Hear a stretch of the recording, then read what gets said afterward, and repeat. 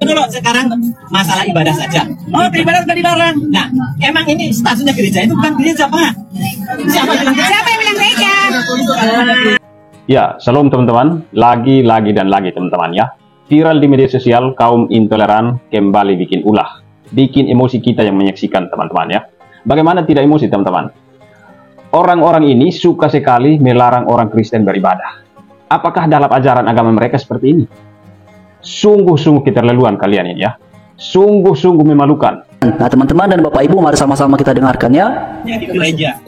Yang kedua, itu terkait dengan rumah dijadikan tempat ibadah. Ada SKB-nya. Siapa kenal dulu dengan Menteri Agama. Yang ini sudah di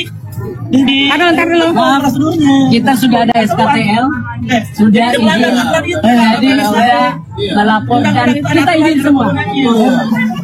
Oke, itu dulu. Sekarang masalah ibadah saja. Oh, ibadah sudah dilarang. Nah, emang ini statusnya gereja itu bukan gereja, Pak. Siapa yang bilang gereja?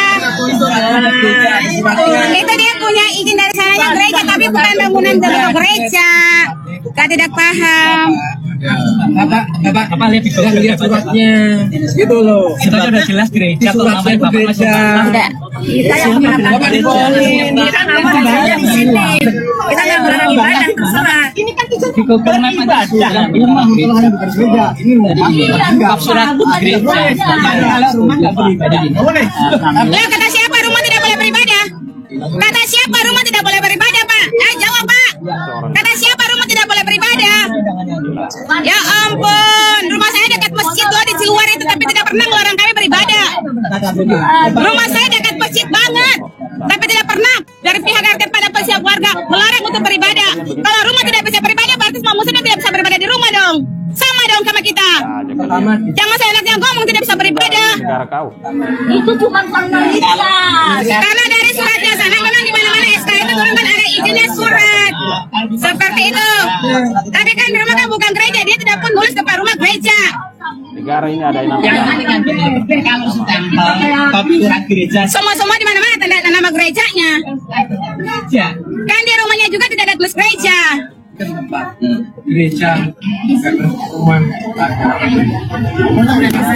Iya, makanya dibilang kan kalau tidak boleh ada gereja, berarti tidak boleh ada masjid, sama dong. Masjid ada, gereja tidak boleh ada, tuh gimana ceritanya? Tidak bisa beribadah di rumah, itu undang-undang dari mana tidak bisa beribadah di rumah? Tadi Bapak tadi bilang tidak bisa beribadah di rumah, Ibu. Dia Bapaknya bilang sendiri. Saya masih rekam dong.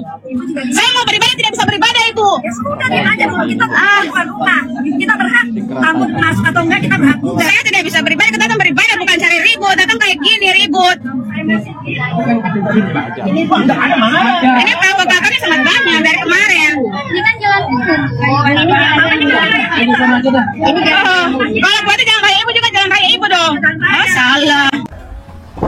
Oke teman-teman dan Bapak Ibu, sebagaimana sudah kita dengarkan bersama-sama, jadi jelas di situ ya teman-teman. Dan pertanyaannya, apakah hanya orang-orang yang beragama Kristenkah yang melaksanakan peribadatan di rumah? Orang-orang di luar sana yang non-Kristen, tidakkah mereka pernah beribadah di rumah? Tidakkah pernah mereka melaksanakan aktivitas keagamaannya di rumah? Jadi Bapak Ibu sekalian, pelarangan-pelarangan seperti ini sebenarnya ya, yang kerap kali menggunakan mengenai hal perizinan, mengenai hal rumah ini bukan untuk tempat beribadah dan segala macamnya, ini sebenarnya hanya dipakai sebagai alasan belaka saja. Tetapi saya melihat bahwa ini sesungguhnya merupakan ekspresi dari ketidaksukaan, ekspresi dari ketidaksenangan terhadap saudara-saudara kita yang beragama Kristen manakala mereka melaksanakan kegiatan peribadatannya. Nah, apa salah dan susahnya coba ya membiarkan saudara-saudara kita ini melaksanakan ibadah Natalnya? Ya biarkan saja. Bagi saya seperti itu teman-teman dan Bapak Ibu sekalian ya.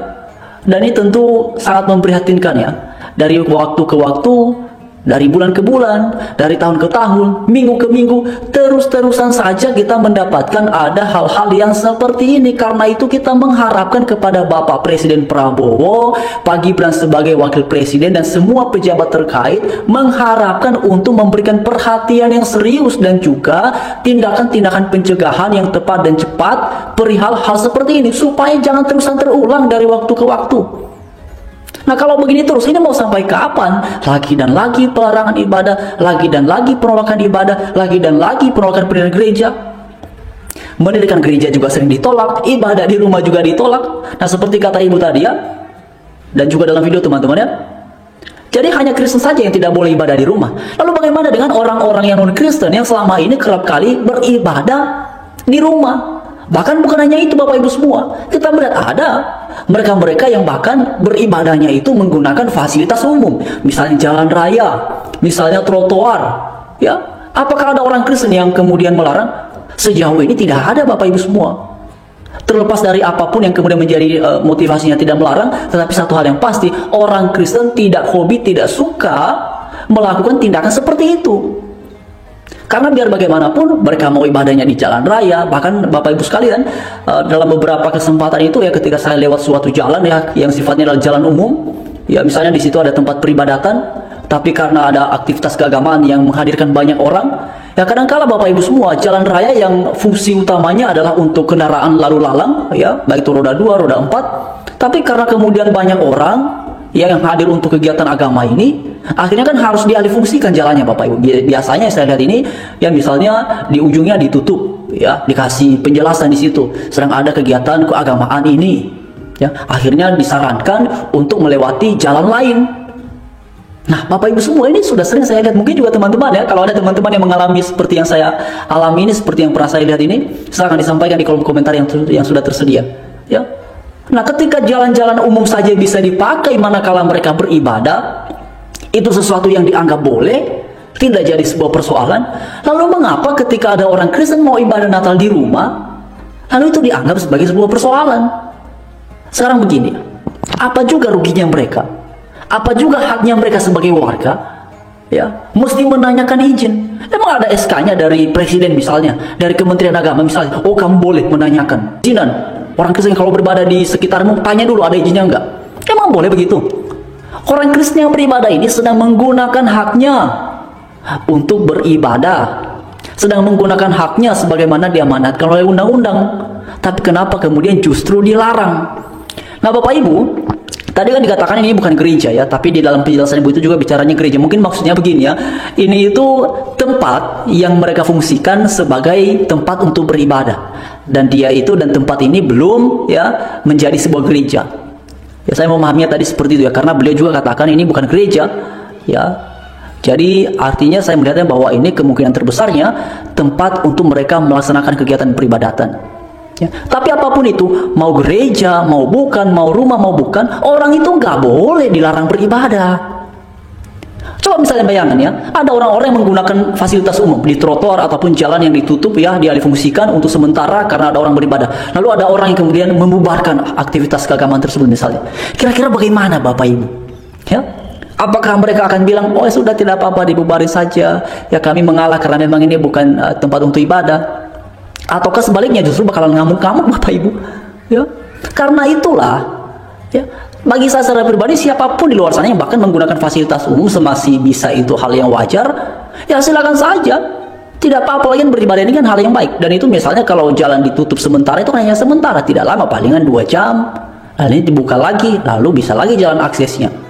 Dan bagi saya hal seperti itu sesuatu yang sangat biasa, sesuatu yang sangat lumrah, tidak ada persoalan sama sekali bagi saya secara pribadi. Tapi kenapa kalau orang Kristen yang beribadah di rumah saja, ini beramai-ramai mempertanyakan perihal izin, beramai-ramai melarang, beramai-ramai menolak? Nah ada apa? Dan ini dilakukan oleh orang-orang yang mengaku beragama. Apakah ini nilai-nilai yang kita anut dalam kehidupan beragama? Seringkali melarang ikut campur perihal aktivitas agama orang lain. Nah ini Bapak Ibu ya, jadi benar-benar memprihatinkan sekali. Dan semoga Bapak Presiden Prabowo, Pak Gibran sebagai Wapres, ya Kementerian Agama, mohon diberikan atensi.